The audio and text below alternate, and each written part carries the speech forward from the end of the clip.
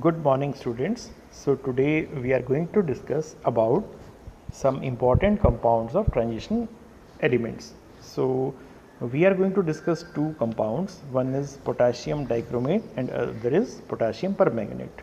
Okay. So first of all, let us start with potassium dichromate. So potassium dichromate is K2Cr2O7. Now first of all, we are asked question on the basis of this, that how can you prepare potassium dichromate from chromate ore. So the substance which is used for its preparation is chromate ore. Okay. Now see, what is chromate ore? FeCr2O4. It is chromate ore. Now how it takes place, this preparation, how it takes place. So let us discuss. There are three steps in the preparation of potassium dichromate. The first step is that we treat chromate ore with sodium carbonate in the presence of oxygen. Okay, so very first step is the chromate ore is treated with sodium carbonate in the presence of oxygen, and there is formation of sodium chromate. This is called sodium chromate, Na.Cr.o. Okay. Now when there is formation of sodium chromate, then in the second step what happens? Sodium chromate is treated with an acid.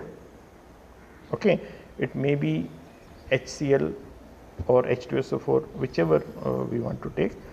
Okay.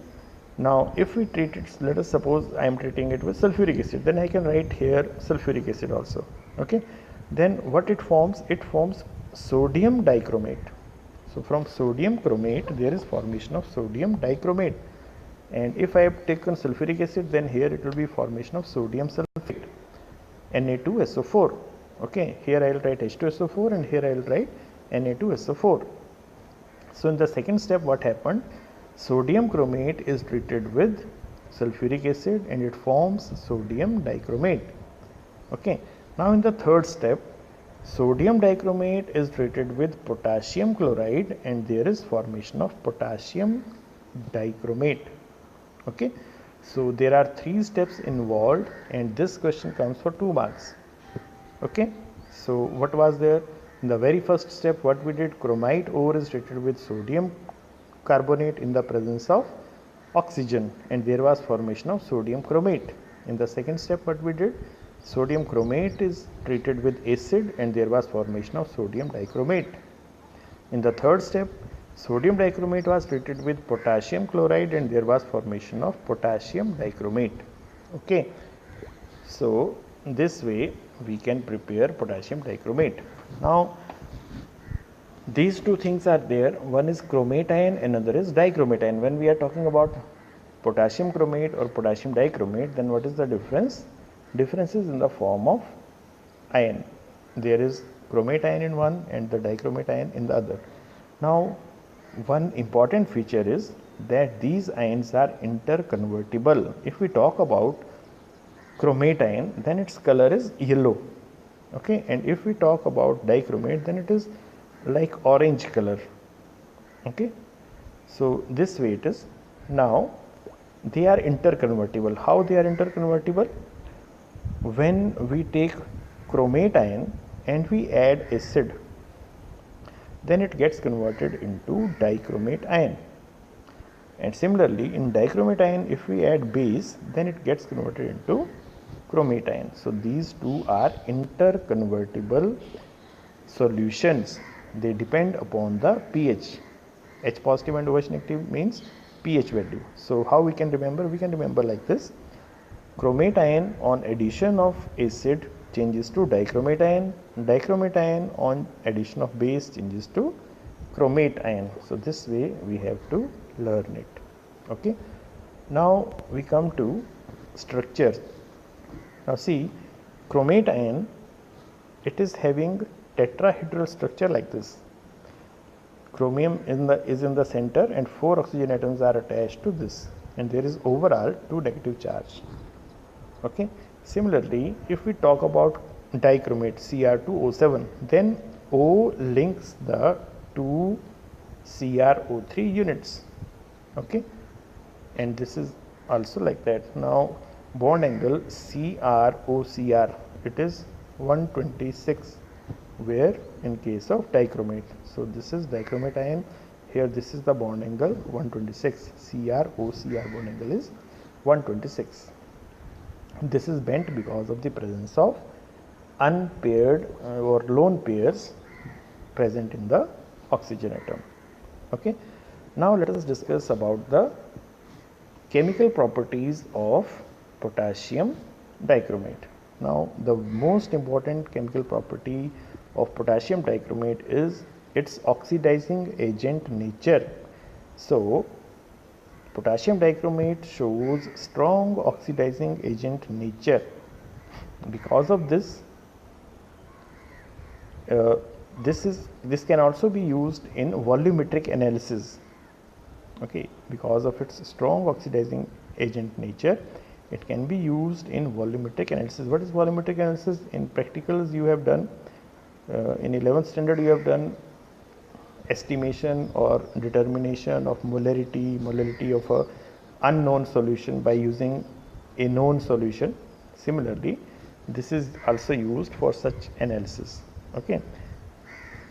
Now if we take it in acidic medium, okay, then how it shows its oxidizing agent nature. This is our dichromate ion and this is from acid. Since it has to show oxidizing agent nature, so it has to undergo a reduction so that it can oxidize other. Okay, so it gains 6 electrons. There is presence of 2 Cr atoms, so in total they gain 6 electron and get converted into Cr3 positive ion. Okay, so which type of question is asked on the basis of this? We are asked that how potassium dichromate reacts with, they may ask any ion, iodide ion or tin ion, or with H2S gas, or with ferrous ion, how it reacts with these ions in acidic medium. Okay, so there what we have to do, we have to write 2 equations and then we have to write overall equation. Just like one equation, we will say that if potassium dichromate is taken in acidic medium, then this is the reaction occurring in the acidic medium of dichromate. Okay, now this is the reaction which is there in dichromate, potassium dichromate, which is taken in acidic medium. Okay, now if I am saying that I have to make it react with iodide ion, then what will happen? Okay, now see, if I am seeing the, if I am asked that how acidified potassium dichromate reacts with iodide ion, then one equation will be this one, the second equation will be this one, and then I have to add these 2 equations and then I will get the overall reaction. Okay, so what I have to do, I have to cancel the electrons, they should be made equal, and then I am going to cancel. Now here we have made already equal, so when I will add this equation with this equation, then what will happen? These 2 will get cancelled, and on left side we will be left out with Cr2O72 negative plus 16H positive plus 6I negative. It gives 2Cr3 positive plus 7H2O plus 3I2. Okay, that will be the overall reaction. Okay, so this way we have to do. Now what is important for us to learn? We have to learn this equation properly, and then we have to learn what happens to other ions. Just like we have to learn iodide changes to iodine, means I negative ion changes to I2, sulphite changes to sulfur. This is sulphide ion present in this, it changes to sulfur. Tin 2 changes to tin 4, Sn2 positive changes to Sn4 positive. Iron 2 changes to iron 3, so iron 2 changes to iron 3. Okay, so this way we have to learn it, and when we have to write the overall reaction, then this equation is to be added in whichever we want to show. If you want to see how it reacts with acidified ferrous sulfate solution, then this equation will be added to this equation and we will get overall reaction like this. Okay, so this is very important and this type of question is asked many times. Now let us come to second most important compound. So second most important compound is potassium permanganate. Okay. Okay, now similarly, just like we did for potassium dichromate, similar type of questions are asked for potassium permanganate. So how we are asked, how can you prepare potassium permanganate? First thing is this. Then we are asked that how this reacts with acidified, any ion may be asked. It may be iodide ion, ferrous ion or anything else. So what we have to do, we have to first learn how can we prepare KMnO4. First thing is that, and then we have to learn how KMnO4 reacts with other ions in acidic medium or in neutral medium. Okay. So first of all, let us start. How can we prepare it? So very first thing is, it is prepared from MnO2. What is MnO2? MnO2 is known as pyrolusite ore. It is called pyrolusite ore. Okay. So pyrolusite ore is first of all treated with KOH in presence of oxygen, and there is formation of potassium manganate. Now see, just like there were chromate and dichromate ions, here there are manganate and permanganate ions. Okay, so what is manganate ion? You can see from here the formula is potassium permanganate K2MnO4. So here what will be the charge on MnO4? There will be total 2 negative charge and it will be termed as manganate ion. Okay. Now when it changes to permanganate, then what happens? Charge changes to -1 from -2. So how it is prepared? It is prepared in 2 steps. First step is, pyrolusite ore is treated with potassium hydroxide in presence of oxygen, which forms potassium manganate. Then it is treated with an acid and there is formation of permanganate. Okay. So this is the equation and this is to be remembered properly. Now if we have to prepare commercially means if we have to prepare at a very large scale, then what is to be done? Then this is the method. See, first of all, MnO2 is fused with KOH in the presence of air.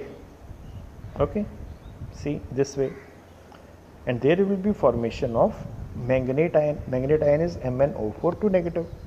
Okay, now what happens? This manganate ion undergoes electrolytic oxidation. Electrolytic oxidation is done in alkaline solution and that will change manganate ion into permanganate ion. Okay, so this way we can prepare it commercially. Commercially means at large scale. Now how it reacts or what are its chemical properties? Very first, action of heat. If we heat potassium permanganate, then it forms potassium manganate. Okay. Similarly, this is the same property in case of potassium dichromate also. If we heat potassium dichromate, then it forms potassium chromate. Okay.